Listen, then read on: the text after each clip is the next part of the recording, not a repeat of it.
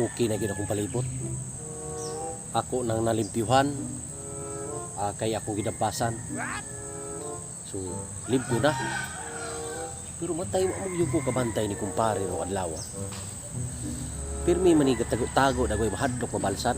Wa jud ko kalimot tong iyang giputol na kunduyan nga. Sakit akong hawak hangtod karon.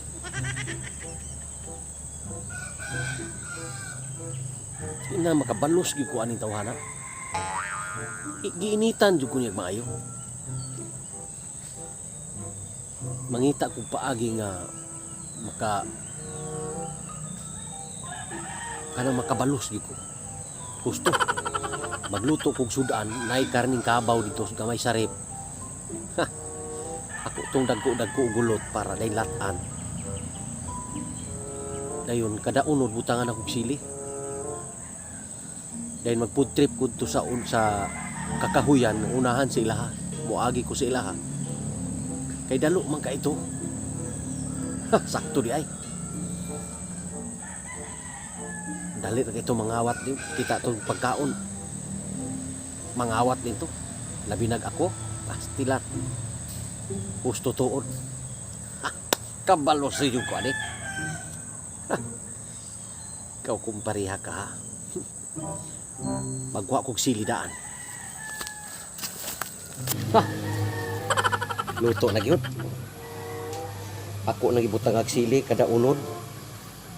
Oh my God. Tagupat ka buok. Unya halang ka ini kay demonyo man nga sili. Murag yung kasilabiya ang kuan ani, masilabi ang simod ani. Adto nako. Mulabay ko sila aron ko makita. No.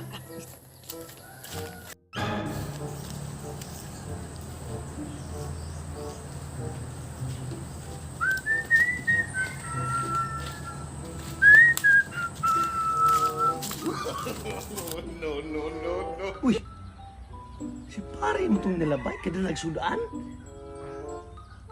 Ay, gigutom ra ba ko ay. Tegi na ron. Kaon na gulidas kahoyan ay. Aha!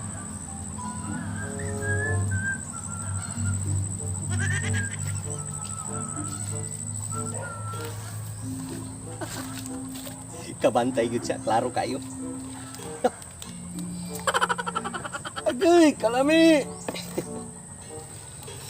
Lami kay karikabaw.